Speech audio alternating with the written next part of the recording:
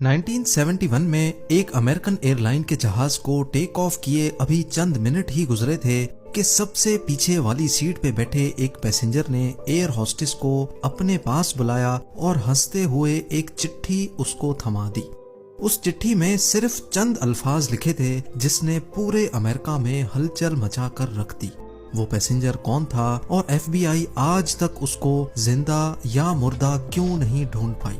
ढूंढना तो दूर की बात, अमेरिका की सबसे पावरफुल इंटेलिजेंस एजेंसी पिछले 50 सालों से उस पैसेंजर की जर्रे बराबर भी इंफॉर्मेशन नहीं निकाल पाई।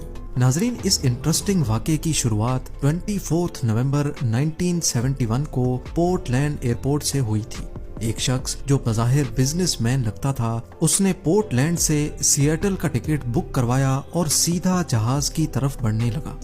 तब अमेरिका में डोमेस्टिक फ्लाइट्स पर किसी किस्म की भी कोई सख्ती नहीं हुआ करती थी। ना ही पैसेंजर्स का सामान चेक किया जाता था और ना ही उनकी आइडेंटिटी वेरिफिकेशन की जाती थी। ये नॉर्थ वेस्ट ओरिएंट एयरलाइन का जहाज बोइंग 727 था, जिसको सिर्फ 45 मिनटों में पोर्टलैंड से सिएटल तक पहुंचना था।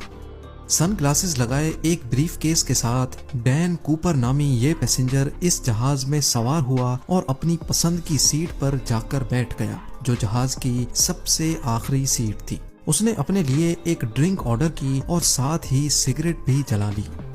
यहाँ तक सब कुछ नॉर्मल चल रहा था, क्योंकि फ्लाइट में स्मोकिंग करना भी 70s में अलाउड था। ठीक 2:58 पर फ्लाइट टेक ऑफ हो गई। टेक ऑफ होते ही डैन कूपर पीछे मुड़ा और पास में बैठी एयर होस्टेस को हंसते हुए एक एनवलप थमा दिया। एयर होस्टेस, जिसका नाम फ्लोरेंस शॉफनर था, उसने जब वो चिट्ठी पढ़ी तो जैसे उसके पैरों तले जमीन ही खिसक गई। Miss, I have a bomb here and I would like you to sit by me. मेरे पास बॉम्ब है और मैं चाहता हूँ कि आप मेरे बराबर में आकर बैठ जाएं। फ्लोरेंस शॉफनर जब डैन कूपर के बराबर में आकर बैठी तो उसने अपना ब्रीफ केस खोला, जिसमें डायनामाइट की 8 स्टिक्स और एक डेटोनेटर भी मौजूद था। इन शॉर्ट, जहाज हाईजैक हो चुका था और डैन कूपर की टोटल 3 डिमांड्स थी।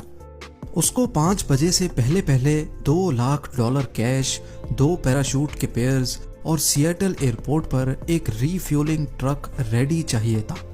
अपनी डिमांड्स के आखिर में उसने फ्लोरेंस शॉफनर को इनडायरेक्टली ये भी बोला कि अगर कोई गलती हुई तो मैं बॉम्ब फाड़ दूंगा।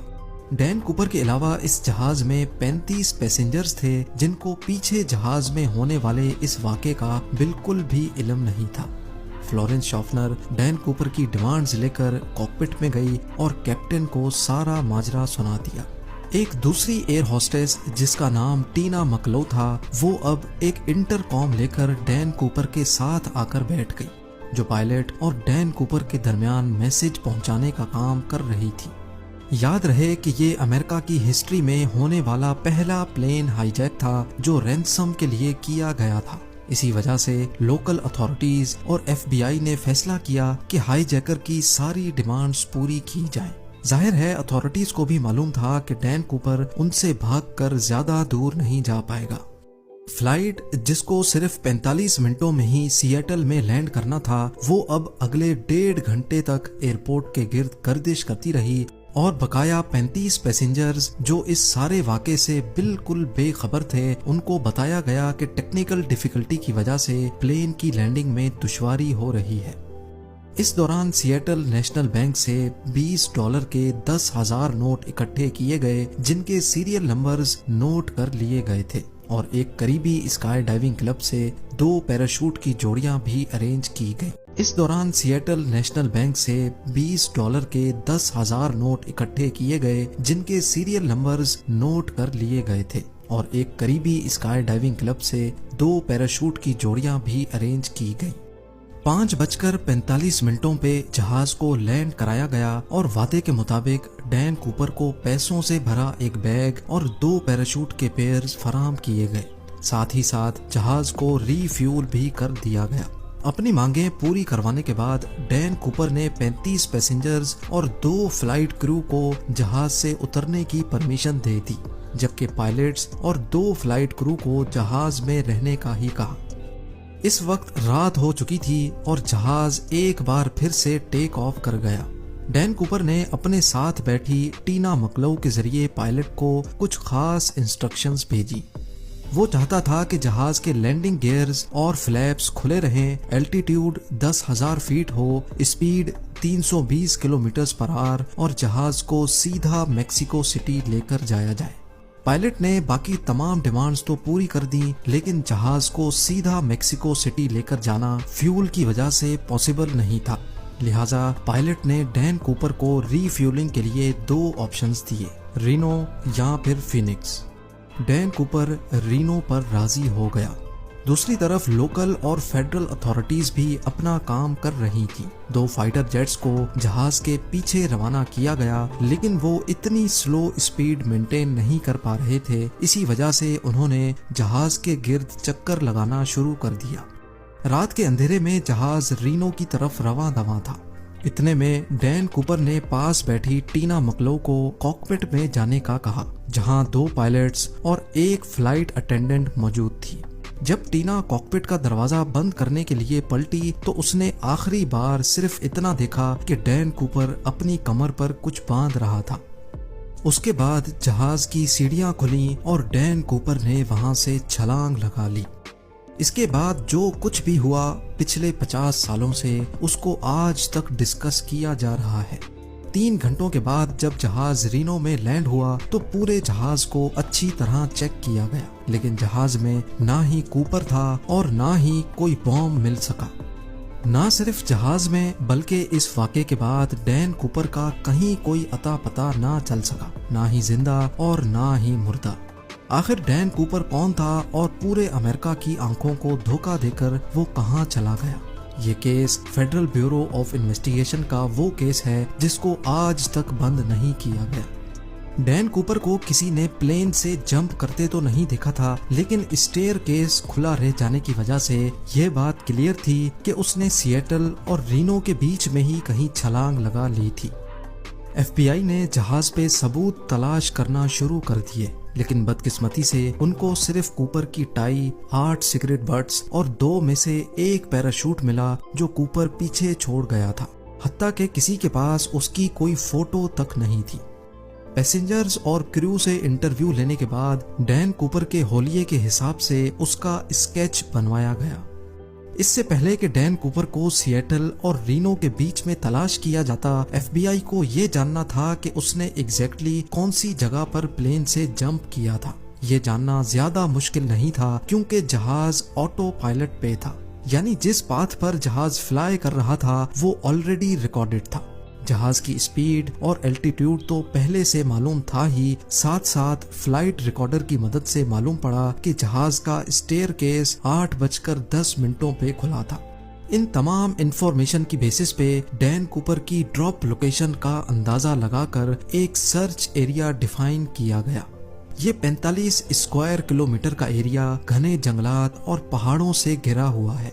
एरियल टीम और लैंड सर्च टीम ने इस पूरे एरिया का चप्पा चप्पा छान लिया, लेकिन ना कूपर का कोई नामो निशान मिला और ना ही कोई ब्रीफ केस मिला या फिर पैसे। हत्ता के इस पूरे एरिया में इतनी शदीद सर्दी थी कि सबको यही लगा कि डैन कूपर मर गया होगा, लेकिन उसके बाद जो हुआ वो FBI के वहमो गुमान में भी नहीं था। अमेरिकन हिस्ट्री में पहली बार FBI ने इस केस के लिए पब्लिक से हेल्प लेना शुरू कर दी।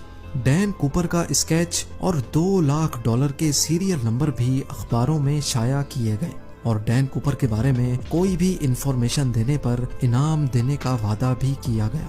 उनका ख्याल था कि कूपर अगर जिंदा होगा तो वो पैसे कहीं ना कहीं जरूर खर्च करेगा, लेकिन हैरत अंगेज तौर पे उस सीरियल नंबर का एक भी नोट कभी भी कहीं भी दोबारा जाहिर नहीं हुआ।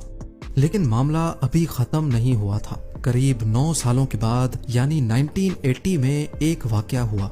सदर्न वॉशिंगटन में कोलंबियन रिवर के किनारे एक बीच है जिसको टीना बार कहा जाता है। यहाँ एक बच्चा अपने पेरेंट्स के साथ खेल रहा था जब उसको रिवर के किनारे नोटों की 3 गड्डियाँ मिली। ये $20 के नोटों की घड़ियां थीं जो टोटल $5,800 बनते थे। बच्चे के पेरेंट्स ये पैसे लेकर FBI के पास गए। खुशकिस्मती से इनके सीरियल नंबर उन नोटों से मैच कर गए जो डैन कूपर लेकर गया था।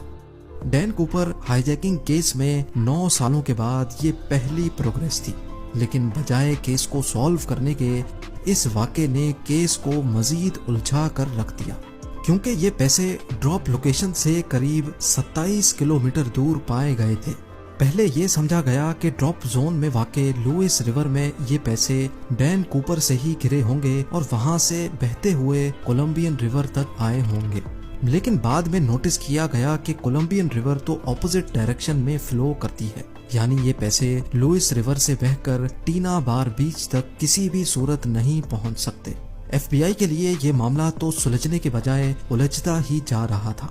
ना सिर्फ इतना, बल्कि टीना बार बीच जहां से ये पैसे बरामद हुए थे, यहाँ 1974 में कुछ खुदाई का काम किया गया था। हाईजैकिंग के 3 सालों के बाद टीना बार बीच के किनारे एक्स्ट्रा रेत डाली गई थी और मिलने वाले पैसे इस रेत के अंदर पाए गए थे।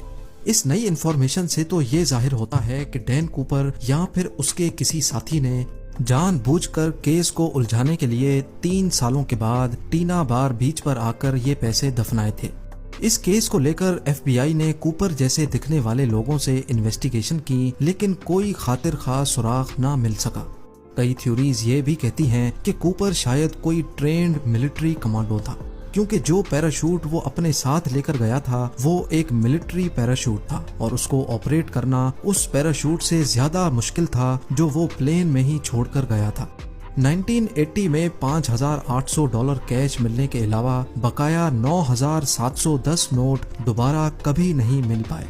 एविडेंस के तौर पे FBI के पास डैन कूपर के इस स्केच के अलावा सिर्फ ये टिकट है जिसमें उसने खुद अपना नाम लिखा था और ये टाई जिस पर क्लिप लेफ्ट साइड पे लगी थी, जिससे ये जाहिर होता है कि डैन कूपर लेफ्ट हैंडेड था। इस केस ने FBI को पिछले 50 सालों से सवालों में उलझा कर रखा है।